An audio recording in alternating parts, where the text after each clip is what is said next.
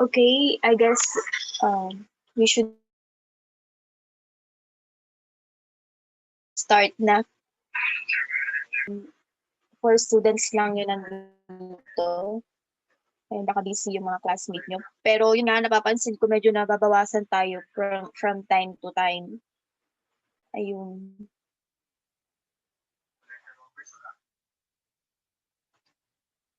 So, i-remind nyo yung mga classmates nyo na umattend ng mga Zoom. Kasi minsan, bihira na lang ako mag-lesson sa inyo. Tapos, wala pa yung iba.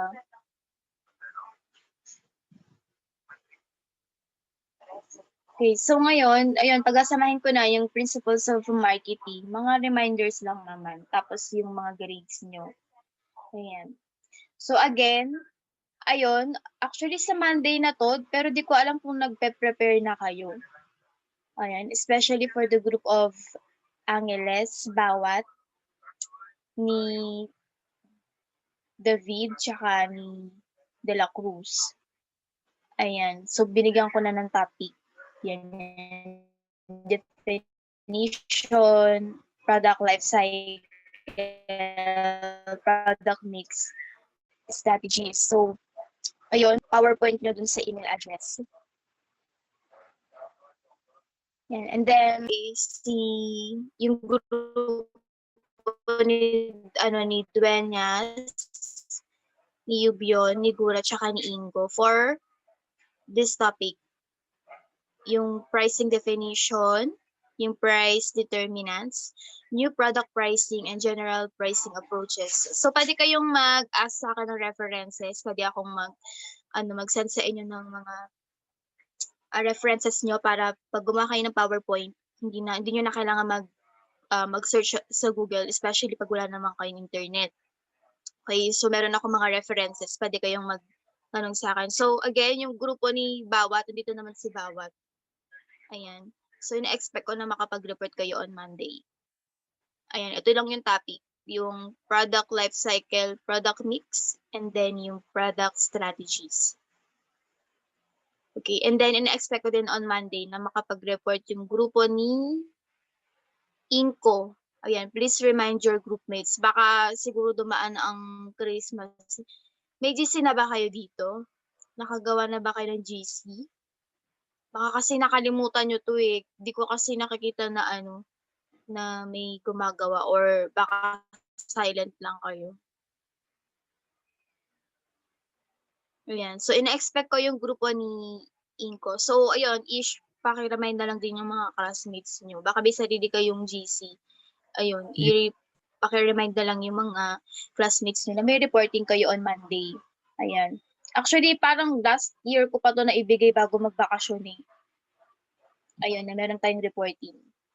So, nung last Monday, hindi na ako nag-lesson sa principles of marketing kasi gusto ko na makapag-submit kayo sa mga mga incomplete subjects nyo. So, yun, binigyan ko kayo ng time para ma-complete nyo yung mga incomplete subjects nyo. Tsaka, ito rin, makapag-prepare din kayo ng PowerPoint. So, yung PowerPoint na to, na may prepare nyo, pakisend na lang sa email address ko. Mamaya isasend ko sa GC ulit, magre-remind ulit ako. So, yan, na-expect ko yung grupo ni Bawat, tsaka ni Inko. Ayan, actually, mabilis lang siya eh. Pwede pa nga sumingit tong dalawa eh. Pero, yun na lang, be prepared na lang. Ayan, tapos, pinagpalit ko si Shin kasi wala siya dito eh, si Provido kay Lima kasi feel ko mahihirapan sila Costales kasi medyo nawawala na tong si Daniel Pineda tsaka si Lima eh. Medyo nawawala na sila. Feel ko baka gawin lang to nila Costales. So, ayun, pinagpalit ko si Lima kay Provido kasi parehas namang magaling si Provido tsaka si Salvacion. So, parang kawawa naman sila Costales. Feel ko naman kaya naman tong dalhin ni Ish. So, ibibigay ko na si Lima kay Ish. Ayan. Okay. Okay po, ma'am. So, yun. Actually, madali lang to. Pwede kayo manhingi sa akin ng reference nag-PM lang kayo sa akin kung ano yung topics nyo. Ito, isend nyo lang sa akin tong topics nyo. Then, nagsasend ako ng mga pictures nung ng mga references na pwede nyo ilagay dun sa PowerPoint. Tapos, ang mangyayari, i-discuss nyo lang. Ganun. Okay, so dalawang grade na yon, presentation nyo, and then, yung PowerPoints nyo, yung contents. So, yun. And yung iba nasa Quiper naman na. So, again, parang same lang din ng dati. Ayun, pwede nyo ulit-ulitin sagutan hanggang ma-perfect nyo. Unti lang naman ako magbigay ng activities. Ayun. Also, please remind yung iba yung classmate na medyo naglalaho na. Ayan, nagiging multo na tayo. Ayan. Yung isa din, si Jane, ano ba yun? Jumaos ata yun. Ayun. Kailangan din niyang magsagot ng magsagot. May nakakakilala ba kay Jane? Ayun, ang naalala ko lang kasi si Provigo. Actually, tinulungan na siyang magsagot sa ibang assignments. Pero, halos lahat talaga ng assignments niya, even sa ibang subject, hindi niya talaga nasagutan. Hindi ko nag-struggle siya. So, yun, nag-extend naman ako ng hand kung kailangan niya ng internet, ganun, para makapagsagot. Sino pa ba? The rest, okay naman na. Ang nakakita kong medyo nawawala na si Daniel. Ayan, medyo hindi ko na sila nakakita. Tsaka si Justin. So, medyo nahabol ko pa sila last time. Ayan.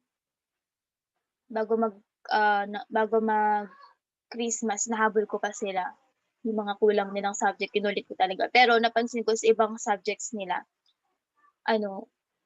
si Daniel medyo nakakasagot naman, pero si Lima, ayun, medyo marami siyang incomplete. So, baka may problem siya sa bahay nila or sa internet. Ayun. Kasi pag nagsagot naman siya, mataas naman yung score niya. Kaya sayang. Okay. So, yun. May questions ba?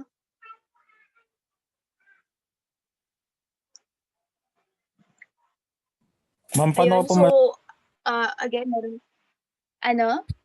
paano ko po malalaman kung may mali ako doon sa assignment, ma'am? Sa BF number 2 po ba yan? Sige, mamaya di-discuss natin. Kasi, sige, mamaya di-discuss natin. Sige po, ma'am. Yung Thank nasa, you po. yung nasa Quiper, yung sinad mo issue? Yes po, ma'am. Oo, baka kasi mag-check pa ako noon mga next week. Kasi ngayon, ako kasi nag-i-input ng mga grades nyo sa ako yung nag-i-input ng mga grades nyo sa lahat ng subjects. Sa lahat din ng strand. So, ako yung gumagawa ng card ng mga students. So, ako rin yung mag-decide sa inyo. So, medyo busy talaga ako this week kasi maraming mga teachers na late mag-submit ng subject. Yung mga nagre-revise pa ng mga grades. So, medyo busy din talaga ako ngayon. So, yung mga assignment nyo na yon, lang naman siya, siguro, ma-extend din naman yung deadline nun, for sure, kasi meron din talaga kayong mga classmate na hindi talaga nagsasagot din agad. So, baka the end of January, lahat ng assignments nyo, yun yung pinaka-max. Kasi February, tapos na yung SEM natin. Ayun. So, better na bago magtapos ng January, tapos nyo na lahat yung mga assignments. Ayun. Kaya mas better na kung meron kayong mga incomplete para hindi na kayo matambakan this quarter, i-submit nyo na. Pwede kayo, alam nyo naman sa sarili nyo kung ano yung kulang nyo, i-check nyo. Kasi sayang di ba? Parang failing grades policy tayo ngayon Hanggat maaari yung mga incomplete, hahabulin. Kasi sayang naman. Ayun. Pero once naman na nagsabit kayo, sobrang taas din naman ng grade. Ayun, din yung mga requirements ngayon. Unlike dati nung, 'di ba, pag may assignment kayo kinabukasan kailangan i-submit agad. Pag binigyan kayo ng assignment ngayon, automatic next meeting, kailangan ma-submit nyo agad. Ngayon, parang sobrang haba ng deadline ng mga subjects. So, better na ngayon, i-exercise nyo na yung time management nyo. Okay, andito para si Yub yun. Okay. Okay, yung mga per bodies natin, tsaka yung mga per group sa business finance, hanggang January 31 naman siya. Ayun. Mahaba yung deadline natin doon. Hanggang January 31. Yun na yung pinaka-max. Kasi pagdating ng February, halos mag-end na yung ano nyo, yung semester natin. So panibagong sem na rin naman na yun after ng February. Kaya January 31, kailangan masubmit yung lahat. So pag may mga questions kayo, ganyan, may mga di naiintindihan, pwede kayo magtanong sa akin. Ayun, may mga classmates naman na kayo na nagtatanong sa akin. Yan. Even si Ish na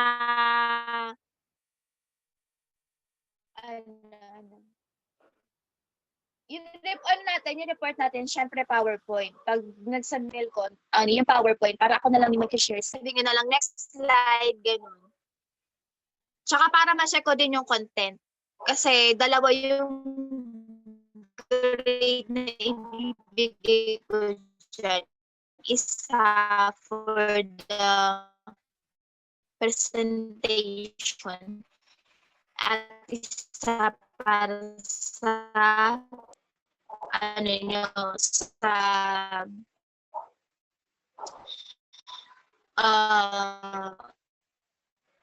dun sa content.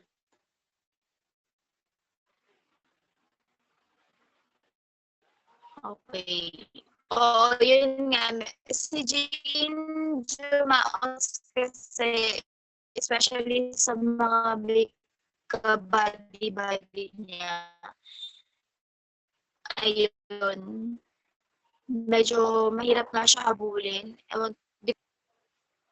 Ayan, so hirap habulin. Pwede kayo mag-ask na sa akin or hindi naiintindihan sa limit. Since 'di ba 15 lang naman kayo. So hindi na ako magbibigay ng top 10 kasi nga 15 lang kayo. Yan. Ang ipapakita ko na lang dito yung parang i-congratulate natin yung mga naka-line of 9. Okay. So ito, yung syempre yung iba hindi na kayo magtanong. So ito yung ano natin. Yan, naka 94 si Angeles Bawat. And naka 92 si Yubion, tsaka sila Costales. And then si Lima naka 91. Ayan.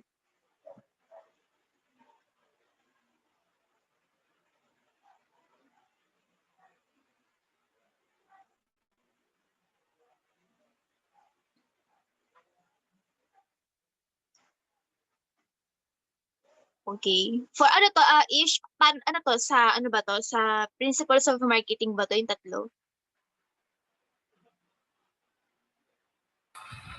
Alin po, ma'am? Opo, ma'am. Yung, Per bodies. sa principles of marketing. Actually, ang naalala ko palang dalawa for itong sa reporting eh. Tapos, meron pa sa Clipper. Ayun. Pero baka maging written work. Kasi di ba meron tayong wala nang final exams eh. Ano yun? Kasi meron lang tayong dalawa, yung written work, tsaka yung performance tasks. Yung written work nyo, ayan, yung performance task nyo, 60% yun. Tapos, yung written work nyo, 40%. So yun, kino-consolidate ko lang lahat ng work nyo. Tapos, saka ako nagde-decide kung saan ko siya ilalagay, kung performance task ba or written work. Kung ano yung mas mataas na combination, dun ko na lang nilalagay. Meron tayong dalawa agad. Meron tayo sa content, tas meron din ata sa paper. Ayan. Actually, madadagdagan pa yun kasi parang dapat at least 3 per, 3 per written work, tsaka 3 na performance task. Ayan. So, yun, time management. Yan, para masabit nyo yung lahat. Yun, napansin ko meron kayong mga subjects na ang dami nyo yung sinasubmit. Kaya medyo ginagaanan ko na lang din. Yan, 2 grade na sa isang submission.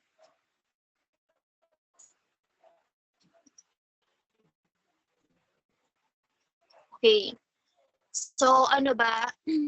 May questions pa ba? Yan. Tapos, i-discuss natin mamaya yung sa business, business finance.